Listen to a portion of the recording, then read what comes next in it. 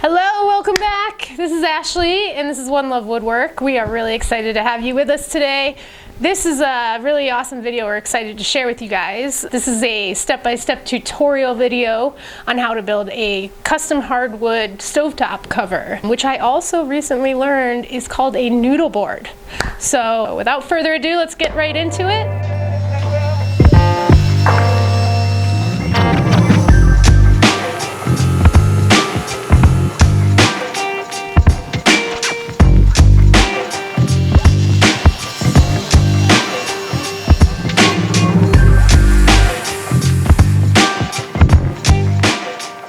All right, well, we're ready to get into this project. I have kind of scoured the shop here to find some reclaimed boards.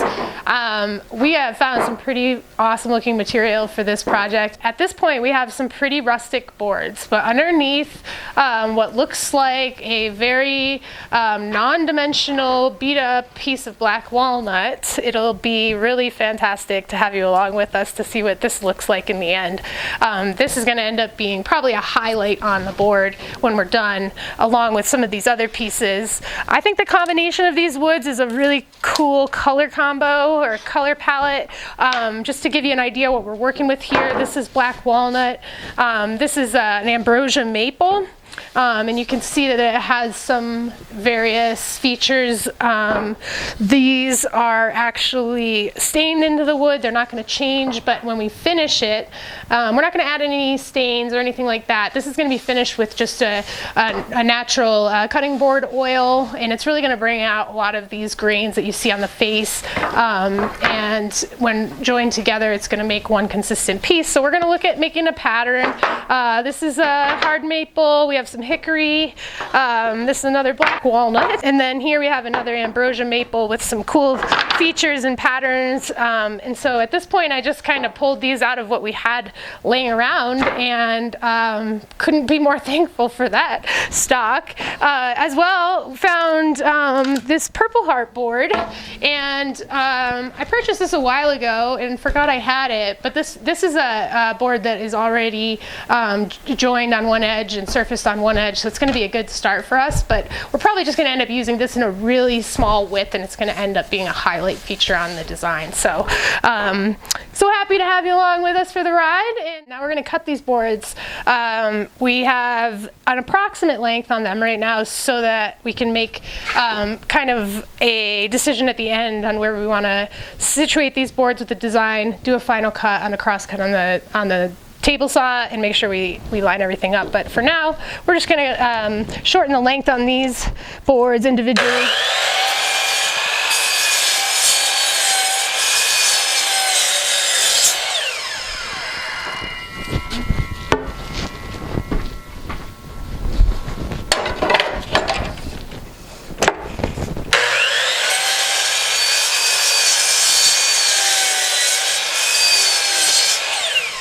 So now we're over here, we're going to use this 8-inch Powermatic joiner. This thing is a beast. It is a helical head spinner in here. As you can see, these things are awesome. Helical head over here on the planer too. We call these the sisters. And they work in conjunction with one another to make sure that we can have very square edges to work with.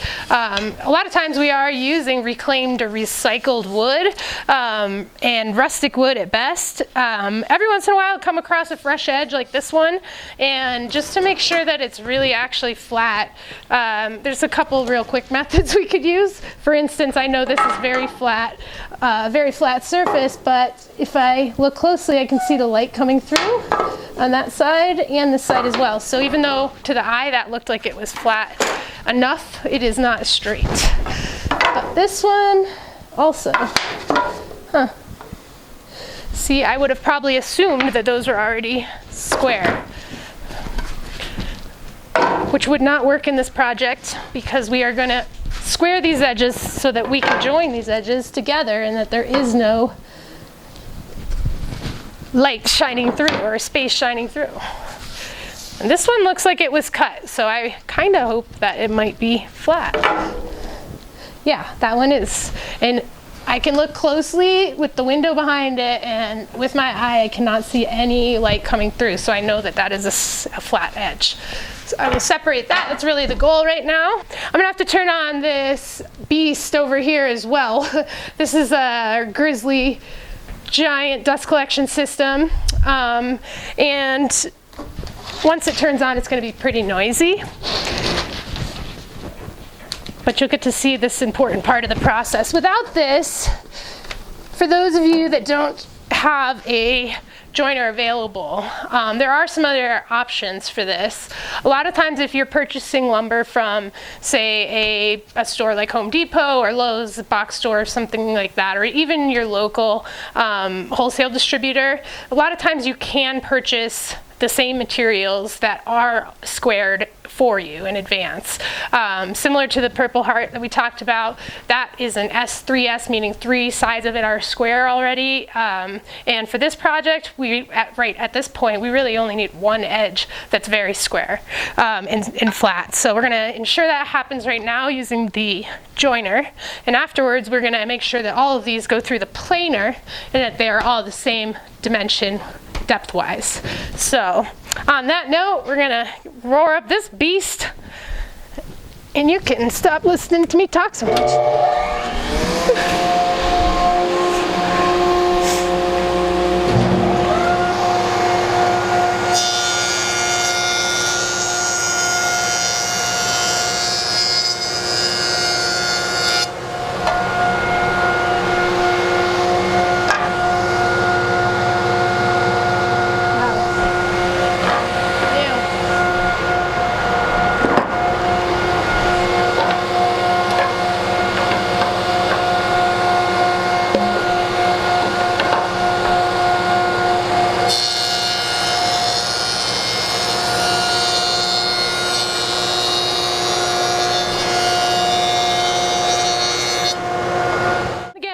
If you don't have these machines available to you, you definitely have options to get this wood already squared up for you through your lumber resource, whatever that is.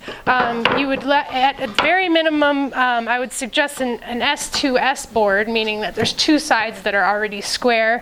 That really helps you know that you can use a 90-degree angle on a table saw to create the widths that you need. And even a handheld circular saw if you don't have a table saw. I mean, there's lots of options. You can always just get it fully dimensioned at S4S too. Then you're just ready to go with your project. So if you have any other questions as we're moving along and you're seeing these steps, please don't hesitate to write us a question in the comments below. I've been trying to stay on top of all those comments and respond to viewers individually, so we'd love to get to know you.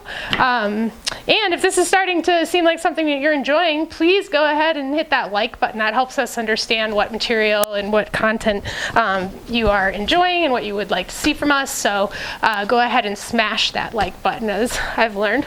And then, you know, if you've seen me before and you're seeing this now, consider subscribing to the channel. We'd really appreciate it. Thank you all for choosing to spend your time with us. No matter what, we appreciate it. And I hope that you enjoy this project as much as I do when it comes together. So now we have some of our basic pieces. We're going to head over to the table saw now. So we have these now approximately cut to length. We are going to have a slight variation in that length, which is fine.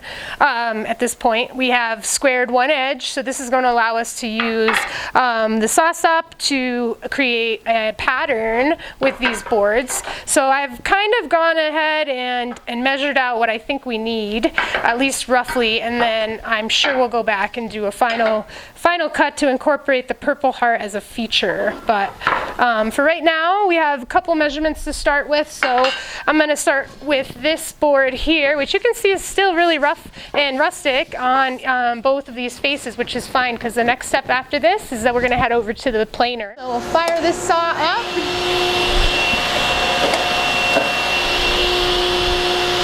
And get going on that. Now you want to double check, make sure you have the right edge. This is our edge that we squared up, so I know if I use that against the table's edge crossbar. All right, so we've made some big progress already. As you can see, this is starting to take shape. What we need is a total of 20 inches. What looks like width to me right now will be depth in the final product, but what I want to do is create some features with the wood design and the colors. So we're sitting right now at 16 inches. We need a total of 20. I'm going to take this black walnut piece and cut it in half, and that should add approximately 2 inches. Then we're going to jump into our purple heart over here, which is going to require me to put my mask on for sure. I'll put it on right when I cut this too. And even though we have the dust collection going, again, I'm going to emphasize safety first. These are long-term issues that you can run into when you work with some of these exotic woods, so just take those necessary precautions for your own sake and the sake of those who love you down the road. Right, so now we are on to our next phase. We've laid out the design, moved things around a little bit, but we need to bring everything over to the planer now and make sure that we can surface both sides and make sure that the width of each individual piece is exactly the same. When we go to join these boards afterwards using just glue, any variation in that width is going to be very noticeable. So overall, we have a very good solution to this problem, which is this 15-inch Powermatic planer. But as you can see, these are not exactly 15 inches apart. We're going to work on these separately, and so in order to make sure that we don't accidentally maybe do one of those and we end up planing the wrong side, I'm going to use this trick again, where we're just going to put some red on here, and we'll know we're making progress when we don't see this anymore anyway. So now it's okay for me to spread these any which way. I know what way is up, which way is down. I won't get confused with that. And that's just a little trick I've learned along the way. Tip or trick, I don't really know. It's not really a great idea to put a piece just like this through the planer. So what I'm going to do is I'm going to put pieces that are smaller in the center of other pieces that are a little larger. They're not going to be connected, but it should provide some structure around it so this piece doesn't accidentally tilt and twist in the middle, because that's going to just mess everything up for us. So we don't really want that.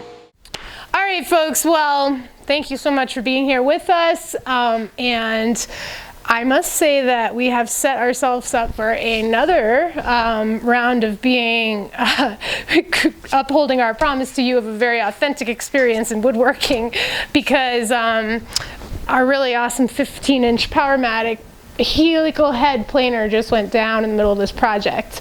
We are planning to shoot today, and we're really excited after having a lot of unpredicted things come up that have delayed this over and over. So we're deciding to be resilient, and we're going to work with what we have, and we are very fortunate to have this planer, which often is referred to as a dinosaur because we keep it in the corner, and it is a much older machine. However, in order to move forward, we need to fail forward here and work with what we have. So we'll have a little bit more spray effect going on as we work through these boards, but we really just want to plane them down. It's essential to the project to make sure that they're all the same width. So without further ado, we're going to get into that right now. And welcome, Dinosaur Town. All right, here we go.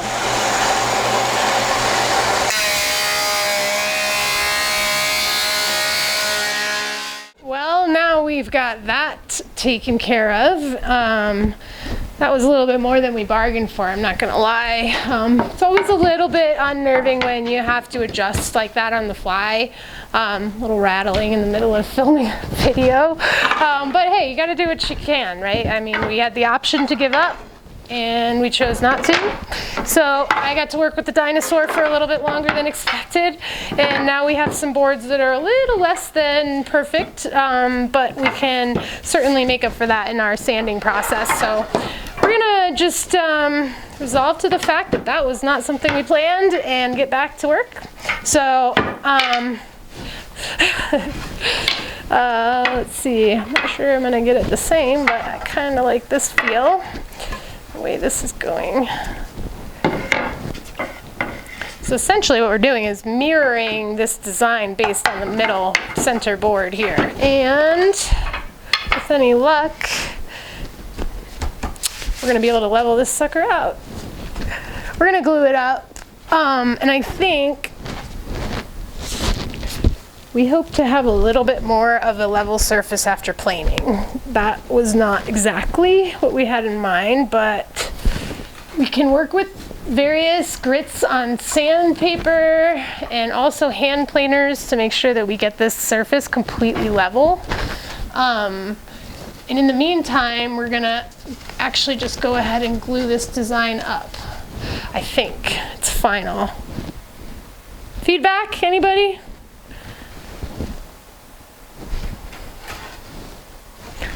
I can't tell what I love about that, but I like it. I'm gonna keep it. We're going with it, rolling with it. All right, so now we're on to the gluing process, and this is a really critical process. When you rely on just glue to hold pieces together like this over time, it is extremely important that you get glue that is going to cover the entire surface area and really thick. We actually want to provide enough glue on each surface that when we clamp them together, we're going to have excess glue. And that is why I use these, because this is a painter's plastic, but it helps cover the bars. These are some really awesome Bessie clamps that I rely on for all of our glue ups. But putting this underneath it just prevents the glue from dripping onto the clamp itself, the clamp bar, and over time that can really build up and get in the way of things as far as staying level. So I'm gonna just work piece by piece here. I'm gonna make sure that we are covering the side that we need to glue with a thick coat of this Titebond 3 glue. Titebond 3 is a preferred choice for things that are going to potentially touch food. It is a food safe and it is also water resistant product. So I've got a pretty good line there, and then I have this roller on the top that's going to allow me to cover the entire surface area here of this face. All right, so another thing we wanted to mention real quick is that we have all the glue set, but you can see how much overflow there is, and that's good. That tells us that we have enough glue in between our joints that it's going to hold over time. The thing is that a lot of people have different preferences, I would say, in how they manage the glue up. At this point, you can see this mess, right? Some people kind of like to let it sit there and then scrape it later, and just as personal preference, I wipe it off the best I can, what's visible. And you can see it's already starting to bond. All right, welcome back. This is day 2 of the Noodle Board project, and this has been a lot of fun to build. We've got some great joints right now going between all of these horizontal pieces of hardwood here that are glued up. We let that sit overnight, and again with that Titebond 3 on there, we're solid. So I'm just going to run it through this SawStop right now, and this is just going to ensure that we have really straight edges here. I'm going to use a crosscut Jessam Mitre 2. Also, of course, eye protection, and in this case, ear protection as well. So, and now I'm just lining up the saw. We'll get the wheel cranking.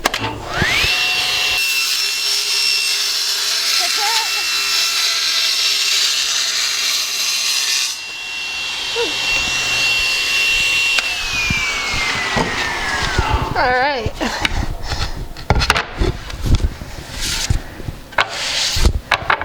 It's a nice cut there. So back to the workstation here. We have our piece now squared up from the SawStop, and we didn't want to bore you guys with all the different levels of sanding that we have to do here, but just using this random orbital sander from Dewalt, using a 20-volt battery. This is really my go-to hand sander, and using several different grits, we've worked our way up to this. We started with an 80, and then we went up to 150, then to 220, and then I just decided to overkill it and go with 320. There's really no reason for that. Probably not necessary for this piece, but since it's going into my house, 320 being the finest grit that we would use on this is going to create a very smooth surface and one that we can protect with a variety of products. So, of course, going to need my mask and let's do it.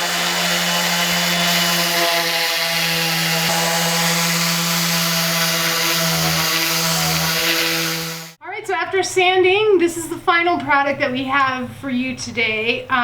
Another thing I just want to point out that I went ahead and added these cast iron handles to this because the functionality of this piece in my home is really important, and that's really what we want to inspire you to do as well, is to look at your spaces and look at your home and decide what you might need to do to enhance those spaces, to make them a place where you can create memories. In our house, we realized our counter space was very limited, and so this was a very functional piece for us to add into our home. And that said, it can be really customized in infinite different ways. Whether it's the finish from the handles or a router around the edges, variety of different wood selections, it's really completely up to you. And truly, truly, truly, it's super rewarding when you can take something that you made by hand into your own home and it becomes a centerpiece for something that is meaningful for you and a centerpiece for those that you love to be in your home and talk about. It's very cool, and we hope to inspire you to do that. So just make it you. That's really what it's all about, and we can't thank you enough for choosing to spend your time with us.